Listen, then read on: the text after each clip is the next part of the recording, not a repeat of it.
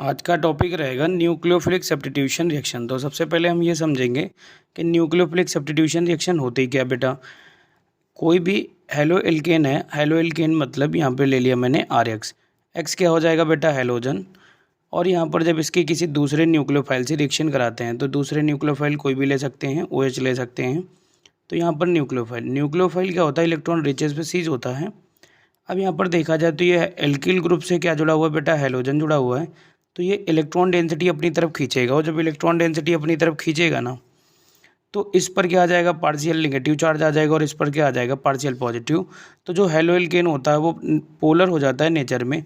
तो न्यूक्लियोफाइल क्या करेगा, ये न्यूक्लियोफाइल जाके पीछे से अटैक करेगा, और जो एक्स ग्रुप होगा, ये जो हेलोजन होगा, ये क्या करेगा, लीव कर जाएगा। और लीव करके क्या करेगा, यहाँ पे सब्स्टिट्यूशन हो जाएगा। तो आर के साथ लग जाएगा ये न्यूक्लियोफाइल, और दूसरा जो एक्स माइनस है वो निकल जाएगा। तो यहाँ पर एक न्यूक्लियोफाइल जाता है और दूसरे न्यूक्लियोफाइल को वहाँ से डिस्प्लेस कर देता है। तो इस तरह से ये बनेगी न्यूक्लियोफिलिक सब्स्टिट्यूशन रिएक्शन। सब्स्टिट्यूशन का मतलब ही बेटा ये होता है कि कोई एक रिएजेंट आए और दूसरा हट जाए वहाँ से, तो उसे बोलते हैं न्यूक्लियोफिलिक सब्स्टिट्यूशन। यहाँ पर एक न्यूक्लियोफाइल आ रहा है और दूसरा न्यूक्लियोफाइल हट रहा है, तो इसे क्या बोलेंगे, न्यूक्लियोफिलिक सब्स्टिट्यूशन रिएक्शन बोलेंगे। अब यहाँ पर ध्यान रखना, जो ये हेलोजन होते हैं, हेलोजन थोड़ा सा साइड में इधर देख लो। हेलोजन तुम्हें पता है, फ्लोरीन, क्लोरीन, ब्रोमीन, आयोडीन। तो यहाँ पर अगर देखा जाए तो इनमें सबसे बेस्ट लिविंग ग्रुप कौन सा होता है, मतलब जो जल्दी से हट सकता है, वो आयोडीन होता है। अगर देखा जाए यहाँ तो फिर उसके बाद बी आर होगा, साइज की वजह से ऐसा होता है, और सी एल होता है लास्ट में ही रहेगा। तो सबसे ज़्यादा अच्छा लिविंग ग्रुप कौन सा होता है, आई। तो अब देखा जाए न्यूक्लियोफिलिक सब्स्टिट्यूशन रिएक्शन बेटा दो तरह की होती हैं। एक होती है SN1 और एक होती है SN2। इस साइड में इधर देख लेते हैं types of nucleophilic substitution reaction. तो types of nucleophilic substitution reaction. तो बेटा जब इसको देखेंगे ना तो ध्यान से समझना इस बात को। तो इसमें दो तरह की होती हैं न्यूक्लियोफिलिक सब्स्टिट्यूशन रिएक्शन। बेटा कितने तरह की होती हैं, दो तरह की होती हैं। एक हो जाएगा तुम्हारा SN1 और एक हो जाएगा तुम्हारा SN2।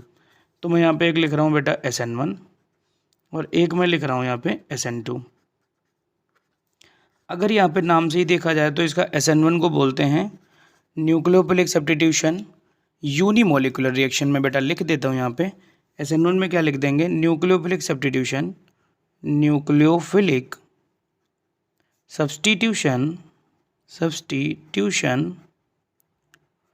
Unimolecular reaction. अभी समझा रहे हैं बेटा, परेशान नहीं होना। यहाँ पर SN2 जो लिखा हुआ है, इसको देखा जाए तो ये क्या बताएगा, न्यूक्लियोफिलिक सब्स्टिट्यूशन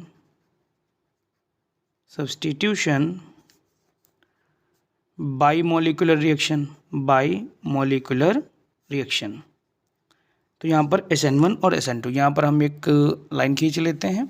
इन दोनों में डिफरेंस भी देखेंगे, मेन पॉइंट भी देख लेंगे, और ये सारे पॉइंट आपको याद भी रखने होंगे। तो सबसे पहले जैसे यहाँ पर बात करते हैं SN1 और SN2, इन दोनों की बात करते हैं। तो यहाँ पर देख लेते हैं एक, यहाँ पे समझेंगे थोड़ी सी कहानी। जैसे अगर बात करी जाए यहाँ पे SN1 रिएक्शन की, तो अगर SN1 की बात करी जाए या SN2 की बात करी जाए, तो सबसे पहले हम यहाँ पे देख लेते हैं SN2, फिर देखेंगे SN1, तो आसानी से समझ में आ जाएगी बात। तो अब ये तो पता चल गया, 2 का मतलब हो गया बाईमोलिकुलर रिएक्शन। बाईमोलिकुलर का मतलब हो गया, इसका ऑर्डर बेटा क्या होगा, 2। ये 2 रिएक्टेंट पर डिपेंड करेगा, जरा देख लेते हैं कैसे। तो सबसे पहले यहाँ पर जैसे कोई भी RCl है यहाँ पे लगा हुआ, मतलब एक हेलो एल्केन है, और इस हेलो एल्केन की रिएक्शन में कराता हूँ बेटा OH माइनस से। OH माइनस क्या होता है बेटा, एक न्यूक्लियोफाइल होता है। तो ये न्यूक्लियोफाइल क्या करेगा, इस पे जाके अटैक करेगा, और यहाँ पे क्या बना देगा, ROH बना देगा, और यहाँ पे क्या निकल जाएगा, Cl। इसी तरह से R में मैं ले लेता हूँ मेथिल ग्रुप। तो जरा मेथिल ग्रुप ले लूँगा तो देखो क्या होगा, H और H और H लिया। यहाँ पर बेटा ये क्या हो जाएगा, कार्बन, और कार्बन से क्या लगा हुआ बेटा, Cl एक गुड लिविंग ग्रुप होता है। तो ये OH क्या करेगा, बैक साइड अटैक करेगा ऐसे जाके, और यहाँ पर क्या होगा, Cl तो लीव कर जाएगा, और यहाँ पर क्या होगा, OH जाके इस हिसाब से जुड़ जाएगा, और H और H यहाँ पे बन जाएगा, और Cl क्या होगा, निकल जाएगा। अब इस बात को समझो, ये कैसे हुआ होगा। ये मैं किसकी बात कर रहा हूँ, SN2 की बात कर रहा हूँ। तो इसको समझो किस हिसाब से, तो इसकी मैकेनिज़्म देखनी पड़ेगी। मैकेनिज़्म का मतलब ये जो OH आया है कहाँ से आया है, बेस से आया हुआ है। तो सबसे पहले अगर मान लो यहाँ पर आपने बेस जो लिया होगा तो वहाँ से एक न्यूक्लियोफाइल आता है OH, ठीक है बेटा, क्या आता है, OH आता है। तो इस हिसाब से समझो कि यहाँ पर जो ये H हैं तीनों, ये H, यहाँ पर ये कोई बल्कि ग्रुप नहीं लगे हुए हैं, सारे के सारे स्मॉल ग्रुप लगे हुए हैं, और यहाँ पे क्या लगा हुआ है बेटा, Cl।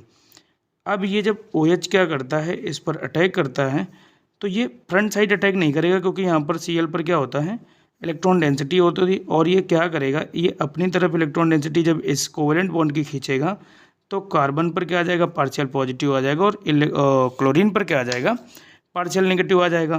तो ये बेटा जो कार्बन होगा ये इलेक्ट्रोफिलिक सेंटर बन जाएगा। तो ये जो OH होगा ये इलेक्ट्रोफिलिक सेंटर पर अटैक करना चाहेगा, क्योंकि ये न्यूक्लियोफाइल है तो न्यूक्लियस लवर होगा। तो ये क्या करेगा, फ्रंट साइड अटैक नहीं करेगा क्योंकि इलेक्ट्रॉनिक रिपल्सन होगा, तो ये बैक साइड अटैक करेगा। तो जैसे बैक साइड ये अप्रोच करेगा कार्बन से, तो कार्बन बेटा सबको पता होगा कि यहाँ पर 5 बॉन्ड बना नहीं सकता, तो धीरे धीरे साथ में ये क्या करेगा, Cl को लीव करेगा। तो यहाँ पर ध्यान से देखना, तो ये क्या होगा, इधर से कौन अटैक कर रहा होगा बेटा, OH अटैक कर रहा होगा, किस पर कर रहा था, C पर, और इधर धीरे धीरे क्या कर रहा था, Cl लीव कर रहा था। तो ये वाला जो बॉन्ड होगा इसको ऐसे इस हिसाब से बना लेना, और ऊपर जो 2 हाइड्रोजन है वो इस हिसाब से बना लेना। अगर देखा जाए तो एक साथ यहाँ पर क्या हो रहा है, यहाँ पर ये वाला न्यू बॉन्ड, ये वाला जो है ओल्ड बॉन्ड, ये ब्रेक डाउन हो रहा है। अब मैं लिख देता हूँ, ये ओल्ड बॉन्ड क्या हो रहा है, यहाँ पे ब्रेक डाउन हो रहा है, और वहाँ पर न्यू बॉन्ड फॉर्म्ड हो रहा है। ये साइमल्टेनियसली कहानी चल रही है, और जब साइमल्टेनियसली चल रही है तो उस स्टेज को क्या बोलते हैं बेटा, ट्रांजिशन स्टेट बोलते हैं। ठीक है, ये बात समझ में आ गई होगी इसमें।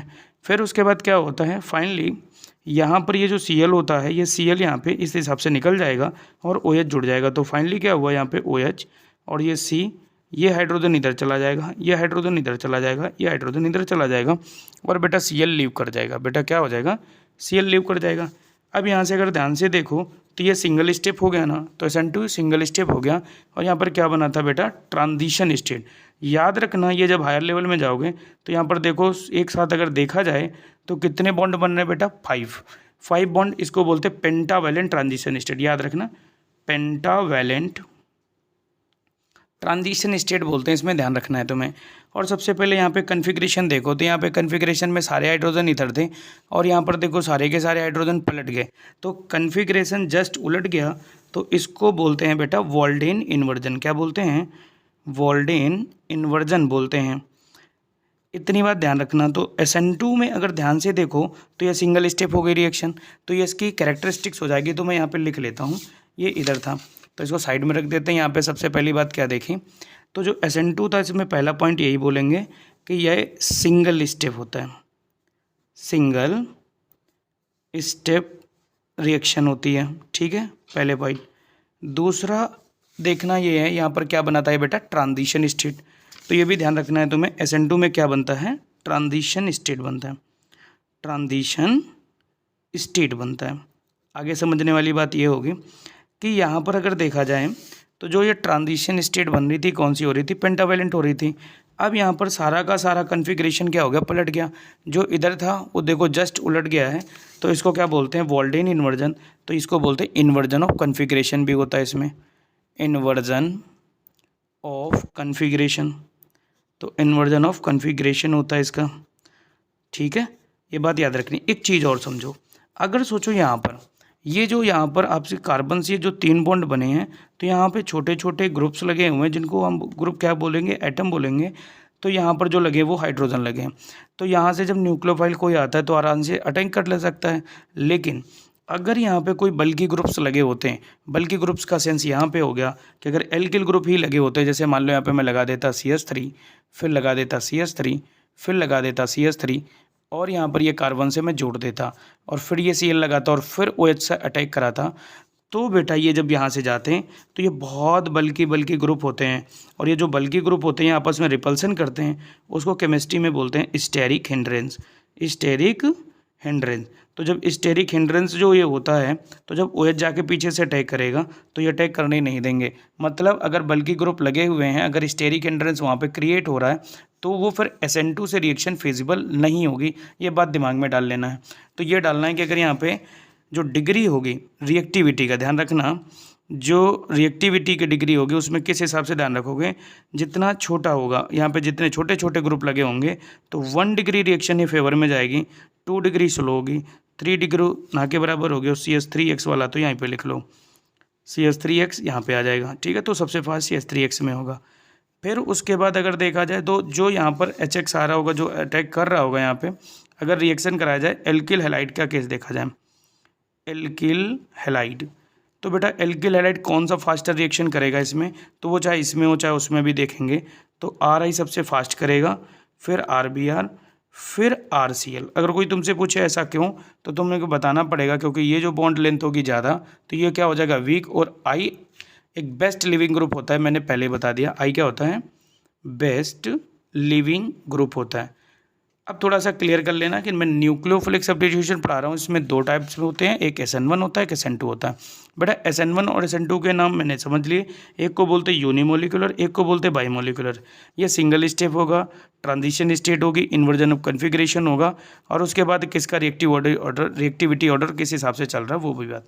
एक सबसे इम्पॉर्टेंट बात जो आगे चल के तुम्हें काफ़ी फ़ायदा करेगी, जो इसमें ध्यान रखना है कि जो सॉल्वेंट लेंगे, मतलब जहाँ पर रिएक्शन कराएंगे वो कौन सा होना चाहिए। तो याद रखना यहाँ पे जब SN2 की बात करेंगे तो पोलर अप्रोटिक सॉल्वेंट लेना है। यहाँ पे क्या लेना है तुम्हें, पोलर अप्रोटिक लेना है। तो पोलर अप्रोटिक सॉल्वेंट लेना है, ये याद रखना, ये इंपॉर्टेंट पॉइंट है, पोलर अप्रोटिक सॉल्वेंट। अगर कोई पूछे पोलर अप्रोटिक सॉल्वेंट कौन सा होता है, सबसे फेमस इसका बेटा क्या है, एसीटोन है। बेटा क्या है इसका, एसीटोन। एसीटोन जानते हो तुम लोग, तो एसीटोन लिख लेना। अगर कहीं पे रिएक्शन में लिखा मिल जाए DMF, DMF, ठीक है। अगर कहीं पे लिख जाए टेट्राहाइड्रोफ्यूरॉन THF, अगर कहीं पर लिखा मिल जाए DMSO, ठीक है, तो बेटा इसका मतलब यही हो जाएगा कि वो रिएक्शन SN2 से फिजिबल होगी, नो डाउट, क्योंकि ये सारे के सारे अप्रोटिक सॉल्वेंट होते होंगे।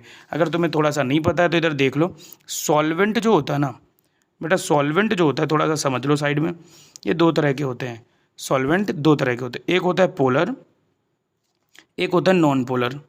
नॉन पोलर जिस पे चार्ज डेवलप ना हो उसे क्या बोलते हैं, नॉन पोलर, और जिस पे चार्ज डेवलप हो उसे बोलते हैं पोलर। अगर जैसे बेंजीन ले लिया जाए C6H6 तो ये नॉन पोलर होता है, लेकिन अगर पोलर में देखा जाए तो 2 तरह के होंगे, मतलब चार्ज डेवलप तो होगा, तो एक ऐसे होंगे जो चार्ज डेवलप होने पर हाइड्रोजन लूज कर देते होंगे, उन्हें बोलते हैं प्रोटिक सॉल्वेंट। क्या बोलते हैं बेटा, प्रोटिक, प्रोटिक क्या लिख गया मैं, प्रोटिक सॉल्वेंट। पहली बात तो ये ध्यान रखना। फिर उसके बाद दूसरा होता है अप्रोटिक सॉल्वेंट, अप्रोटिक सॉल्वेंट। अब यहाँ पर ध्यान रखना, तो इसको, अब ये पोलर है तो पोलर आगे लगा ले, पोलर प्रोटिक सॉल्वेंट एक होता है, एक क्या होता है, पोलर अप्रोटिक सॉल्वेंट होता है। ये ऐसे सॉल्वेंट होते हैं जो H रिलीज कर देते हैं, उन्हें बोलते हैं पोलर प्रोटिक सॉल्वेंट, और जो नहीं रिलीज करते उसे बोलते हैं पोलर अप्रोटिक सॉल्वेंट। तो हमें SN2 के लिए कौन सा चाहिए, पोलर अप्रोटिक सॉल्वेंट। एग्जाम्पल भी दे दे, एसीटोन, DMF, टेट्राहाइड्रोफ्यूरॉन, DMSO, ठीक है। अब ये SN2 की बात क्लियर हुई, और ये ध्यान रखना, ये रिएक्शन यहाँ से, ये चीज़ जरूर ध्यान रखनी है। अब चलो एक चीज़ और देख लेते हैं, तो SN1 की बारी है, तो SN1 के बारे में देख लेते हैं और इसके भी पॉइंट लिख लेते हैं। तो सबसे पहले SN1 की बात होगी, तो नाम से ही पता चल रहा है SN1 में, यहाँ पर मैं लिखता हूँ SN1 रिएक्शन, ठीक है, SN1 रिएक्शन। तो बेटा जब SN1 की अगर मैं बात करूँ तो इसका मतलब ये क्या होगा, यूनिमोलिकुलर रिएक्शन, यूनिमोलिकुलर रिएक्शन।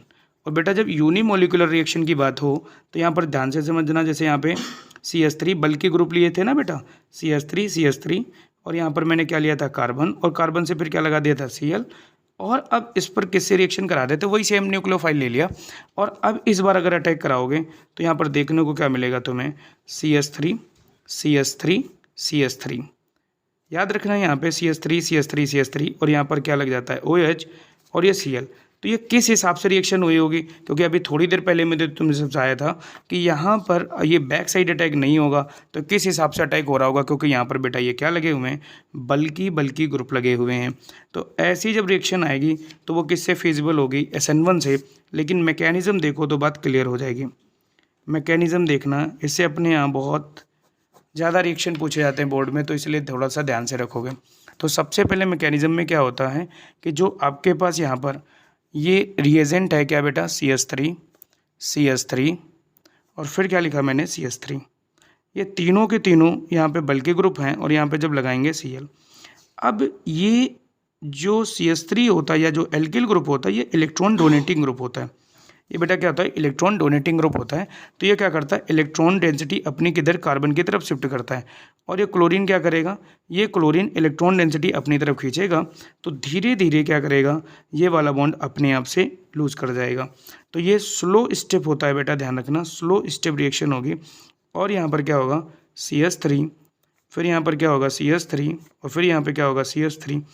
तो इस हिसाब से जाके ये कार्बोकेटाइन का जनरेशन करेगा। किसका, कार्बन पर प्लस चार्ज आ जाएगा तो कार्बोकेटाइन, और बेटा क्या निकल गया, Cl माइनस निकल गया। याद रखना कार्बोकेटाइन बना कितने डिग्री का है, तो 3 कार्बन डायरेक्टली जुड़े हैं तो ये 3rd डिग्री कार्बोकेटाइन होगा और ये मोर स्टेबल होगा। ये तो पता है सब लोगों को कि कार्बोकेटाइन जो होता है वो डिग्री अगर जितनी ज़्यादा होगी उतना ज़्यादा स्टेबल होगा। तो इसको अगर समझना है ना थोड़ा सा, तो इसको इस हिसाब से समझो कि ये Cl लीव जब करता है तो ये यहाँ पर इस हिसाब से कहानी आ जाती है, ठीक है। अब ये जब इस हिसाब से कहानी आ जाती है तो इसको ज़रा थोड़ा सा ध्यान से अगर देखना है तुम्हें तो मैकेनिज़्म समझनी पड़ेगी, मैकेनिज़्म समझनी पड़ेगी, और बिना मैकेनिज़्म के ये चीज़ आएगी नहीं, ये बात ध्यान रखो। तो अगर समझना है तो इसको समझो, ये जो चारों ग्रुप लगे हुए हैं इसको इस हिसाब से थोड़ा सा लगा देते हैं, ठीक है, ताकि समझ में आए बात। तो यहाँ पे कार्बन लिया और कार्बन से एक CH3 ऊपर लगा दिया, ठीक है बेटा। थोड़ा सा कन्फिग्रेशन आपको समझना पड़ेगा। और एक देखो मैंने कहा बिलो द प्लेन लगा दिया CH3 और एक मैंने लगा दिया एबव द। तो एबव को किससे दिखाते हैं, तो ये वेज रिप्रेजेंटेशन है, यहाँ पर ये डॉटेड लाइन है और ये वाला डार्क लाइन है, डार्क को एबव द बोलेंगे। तो यहाँ पर लिख दिया CH3 और उसके बाद यहाँ पे एक प्लेन पे लगाया Cl। अब यहाँ पे क्या होगा, ये अपने आप क्या करेगा, इससे एक ये जो भाई साहब होगा ये जो Cl होगा निकल के जाएगा, और जब ये Cl निकल के जाएगा तो ज़रा सोचो Cl निकल गया तो बचा क्या होगा, तो यहाँ पर ऊपर वैसे ही CH3 लगा होगा। बहुत ध्यान से देखना ये वाली चीज़। और यहाँ पर ये जो कार्बन होगा, ये कार्बन यहाँ पे ये CH3 इधर आ गया, इस हिसाब से बना लेते हैं। अभी दिखा रहे हैं, इसका ऑर्बिटल खाली हो जाएगा, कार्बन का p ऑर्बिटल खाली होता है। तो यहाँ पर लिख दिया CH3 और उसके बाद फिर यहाँ पर क्या हो जाएगा, ये CH3 ऐसे ही रहने दो। अब बताओ इसके यहाँ पर ये दोनों वैकेंट साइड खाली हो गए, इधर भी खाली हो गया, इधर भी खाली हो गया। तो अब जो सेकेंड स्टेप होगा, तो सेकेंड स्टेप में क्या होगा, तो इस सेकेंड स्टेप, अब यहाँ पे Cl गया तो बताओ कार्बोकेटाइन बना कि नहीं बना, बन गया बेटा। अब ये जो कार्बोकेटाइन होगा इससे दो तरह से अटैक होगा। अब दोनों तरह से अटैक का मतलब ये समझो, OH अगर आता है तो अगर OH फ्रंट साइड अटैक करता है तो भी अटैक हो जाएगा, अगर OH बैक साइड अटैक करता है तो भी अटैक हो जाएगा। अगर वो फ्रंट साइड अटैक करता है तो, और बैक साइड अटैक करता है तो, अगर सेम अटैक करता है तो देखो क्या होगा, जैसा वो कंपाउंड था वैसे ही बनेगा ये वाला। तो यहाँ पर क्या बनेगा, CH3 सिंगल बॉन्ड C, और यहाँ पर बेटा जो होगा उसी हिसाब से CH3 लगा होगा, और यहाँ पर जाके ये इस हिसाब से CH3 बना, और यहाँ पर जाके कौन जुड़ गया, OH। तो अगर देखो जैसा कन्फिग्रेशन यहाँ था वैसे कन्फिग्रेशन यहाँ पर है ना, तो इसे बोलते हैं रिटेंशन। क्या बोलते हैं बेटा, रिटेंशन। रिटेंशन का मतलब ये होता है कि कन्फिग्रेशन में कोई चेंजमेंट नहीं हुआ, जहाँ पे जो बॉन्ड था वहीं पे है। लेकिन अगर बैक साइड अटैक हो गया तो सारा का सारा कन्फिग्रेशन पलट जाएगा। देखो जरा ध्यान से, CH3 था C, और यहाँ पर जब आएगा तो जो चीज़ ऐसे थी तो वैसे लेने दो, ये CH3 यहाँ पर आ गया मान लो, तो ये CH3 यहाँ पर आ गया बेटा। और यहाँ पर जो मेथिल था तो मेथिल भी इस तरह से यहाँ पर आ जाएगा। तो ये मेथिल लिख लिया बेटा, और इधर क्या लिख दिया, यहाँ पे लगा दिया OH। तो बताओ यहाँ से पूरा पूरा कन्फिग्रेशन पलट गया, तो इसे क्या बोलेंगे, इन्वर्जन। क्या बोलेंगे, इन्वर्जन। तो याद रखना, जब इन्वर्जन और रिटेंशन दोनों बने तो वहाँ पर बोलते हैं कि अगर ये दोनों इक्विमोलर मिक्सचर में बन रहे हैं तो वहाँ पर बोलते हैं रेसमिक मिक्सचर बनता है। क्या बनता है, रेसमिक मिक्सचर बनता है। इतनी बात ध्यान रखनी। फिर से सुनो, जब बल्कि ग्रुप होंगे तो वहाँ पर मैंने कहा सेम अटैक होगा। तो यहाँ पर जो स्लो स्टेप होता है थोड़ा सा ध्यान रखना ये वाली बात, इसे बोलते हैं RDS, rate determining step. Rate determining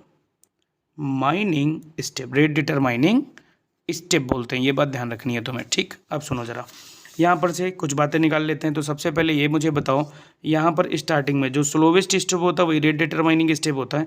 इस समय यहाँ पर कितने रीजेंट पार्टिसिपेट कर रहे हैं, तो तुम कहोगे यहाँ पर एक रीजेंट पार्टिसिपेट कर रहा है, इसलिए इसको हम बोलेंगे यूनिमोलिकुलर रिएक्शन। क्या बोलेंगे?